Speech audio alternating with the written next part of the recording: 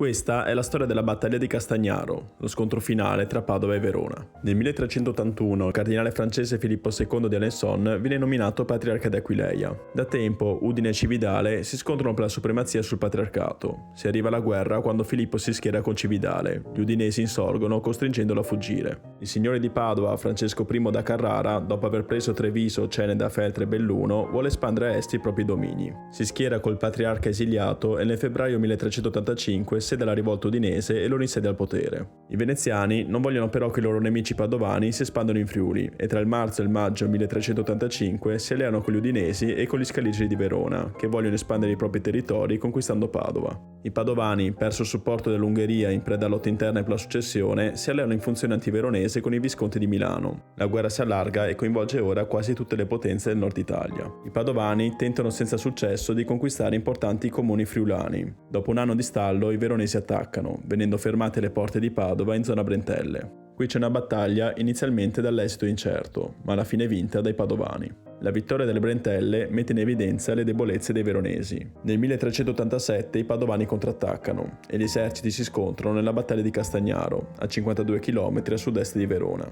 Le truppe veronesi sono comandate dai capitani di Ventura, Giovanni Ordelaffi di Forlì e Ostasio da Polenta di Ravenna, mentre i padovani sono guidati dal condottiere inglese John Hawkwood, italianizzato con Giovanni Acuto, e da Francesco Novello da Carrara, figlio del signore di Padova Francesco I.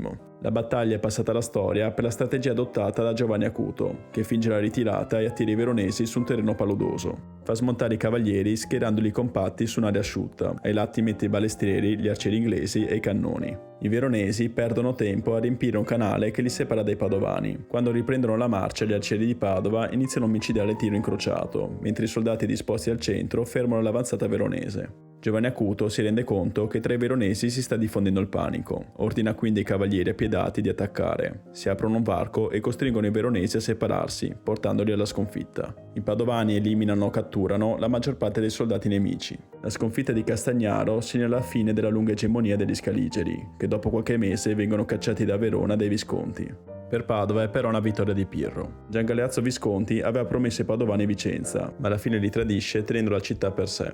La signoria padovana, dopo anni di guerra, si trova senza soldi, perde l'alleanza col patriarca Filippo richiamato in Francia e viene definitivamente isolata dopo che i fiorentini si dichiarano neutrali sulle vicende venete. Nel 1388 i veneziani si alleano con i Visconti per cacciare i carraresi da Padova e spartirsi i loro territori. Francesco Novello da Carrara riesce a riprendere Padova nel 1390 e nel 1404 prende ai Visconti anche Verona, ma l'anno dopo, nella guerra di Padova, viene sconfitto dai veneziani. Padova e Verona si sono combattute per molto, ma alla fine tutte e due vengono così conquistate da Venezia.